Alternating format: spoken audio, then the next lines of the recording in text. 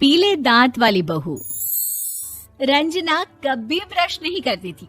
उसे कितनी बार उसके माँ बाप ने डांटा, लेकिन उसका कोई असर उस पर होता ही नहीं था, जिस कारण से उसके दांत पीले पीले हो जाते हैं। शादी के बाद। अरे बहू, वैसे तो तुझ में कोई कमी नहीं है, पर तेरे दांत इतने पीले कैसे हैं बेटा? कैसे मतलब? कोई सर्जरी थोड़ी ना कराई है। वो तो क्या नाम, मैं ब्रश नहीं करती थी तो पीले हो गए। अब क्या करूं? आप कहें तो लाल करवा लूं या फिर काले? यार ये क्या है, क्यों माँ से लड़ रही हो? लड़ रही हूँ? अरे मैं लड़ रही हूँ या ये बोल रही है कि दांत पीले हैं, पीले। अरे तपस्या थोड़ी ना की है इन्हें पीले करने के लिए। बकायदा ब्रश नहीं किया है 20 साल तक, तब जाकर। छी, कैसी बात कर रही हो? ये उस वक्त तो पीले नहीं थे जब हम लोग तुम्हें देखने आए थे। अरे तब साफ करवा लिया होगा डेंटिस्ट के पास जाकर। अब देखो कैसे पीले पीले लग रहे हैं। रंजना सास की तरफ गुस्से से देखती है। फिर शुरू हो गई पीले पीले पीले। अरे पीले तो तब भी थे जब मेरे हाथ का रसगुल्ला उड़ा उड़ा कर खा रही थी और बोल रही थी, लड़की नहीं गुणों का खजाना दे रहे भाई साहब आप। खैर, अब वो लोग करते भी तो क्या करते, पीले दांत वाली बहू पल्ले पड़ी थी तो झेलना तो था ही। एक दिन कीर्तन में रंजना गाना गा रही थी। अरे कमला बहन, माँ का द्वार है, यहाँ तो सब शुद्ध होकर आते हैं, फिर अपनी बहू को ब्रश भी नहीं करवाती तुम। दूर से पीले पीले दांत भक्ति में बाधा उत्पन्न कर रहे हैं। और कोई 2 साल के बच्ची थोड़ी ना लेकर आई हूँ मैं बहू बनाकर। अच्छी खासी लड़की है, अरे कैसे करवाऊं ब्रश? ये तो उसे खुद करना चाहिए ना। अब माँ बाप तो इसके जैसे तैसे निपटा दिए, ये नहीं सोचा कि सास कैसे संभालेगी। सास बहू को लेकर घर आ जाती है, लेकिन सोच लेती है कि अब इसे लेकर कहीं नहीं जाएगी। अगले रोज बहू कहती है, अरे क्या हो गया, मंदिर नहीं जाना क्या? कीर्तन का वक्त हो रहा है। मेरी मधुर वाणी से कान्हा जी जागते हैं और सोते हैं। आप तो जानती है ना उनकी भक्ति में कितना मन लगता है मेरा। वो क्या है ना, तबीयत ठीक नहीं लग रही है मेरी, आराम करूंगी मैं। तबीयत ठीक नहीं लग रही? अभी तो मिथुन के गाने पर नाच रही थी आप, और अब बोल रही है कि तबीयत ठीक नहीं लग रही। अरे भक्ति में मन लगा लो सासू माँ, ऊपर जाना है, क्या मुंह दिखाओगी आप? हाँ? सास को बहू की बात पर गुस्सा आ जाता है। मैं क्या मुंह दिखाऊंगी, इसकी चिंता तो ना कर, समझी?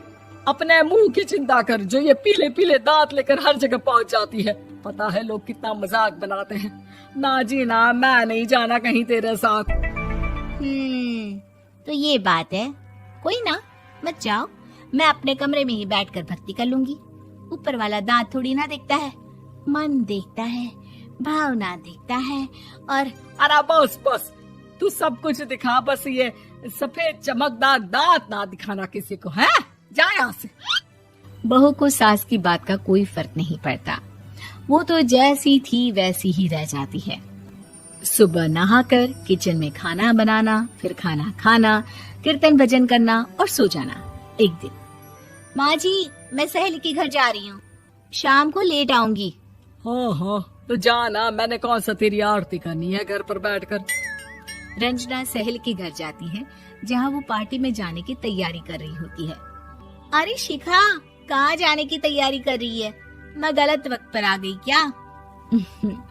अरे नहीं यार, उल्टा सही वक्त पर आई है।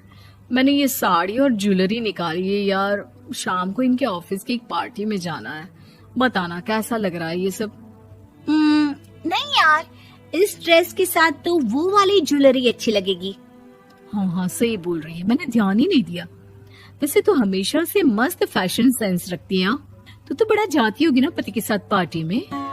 रंजना कुछ नहीं बोलती, बस सोचती है कि यार काश ये बात सही हो जाती, पर मैं क्यों नहीं जाती पार्टी में? क्या इन लोगों की कोई पार्टी होती नहीं होगी? रंजना घर आती है और रात में पति से सवाल करती है, एक बात बताइए, आप मुझे किसी पार्टी में क्यों नहीं ले जाते? क्या आपके यहाँ ऑफिस में पार्टी नहीं होती? पति बेचारा क्या कहता कि दांत पीले हैं तुम्हारे इसलिए। अरे कोई पार्टी होती नहीं हम लोगों के ऑफिस में, तो कहाँ से लेकर जाऊं? और मार्केट, मॉल, कहीं वीकेंड घूमना, कहीं तो। अरे यार सारे हफ्ते में एक छुट्टी मिलती है, तो सोचता हूँ कि आराम ही कर लूं। क्यों? रंजना मन मार के रह जाती है। पहले कभी सास के साथ मंदिर जाया करती थी, लेकिन वो भी सास ने ले जाना बंद कर दिया। घर बैठी बैठी रंजना बोर हो जाती है। तभी उसे आइडिया आता है और वो मायके जाने का सोचती है। सासू माँ, 2 दिनों के लिए मम्मी के घर जा रही हूँ। अच्छा अच्छा ठीक है, आराम से जा।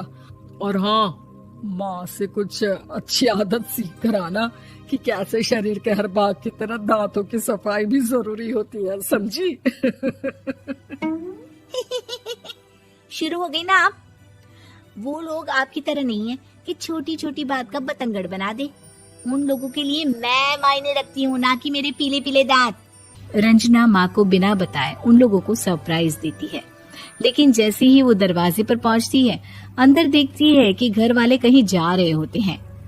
अब माँ, काश रंजना दीदी के दांतों वाली प्रॉब्लम नहीं होती, तो वो भी हम लोगों के साथ चलती ना बुआ जी की बेटी की शादी में।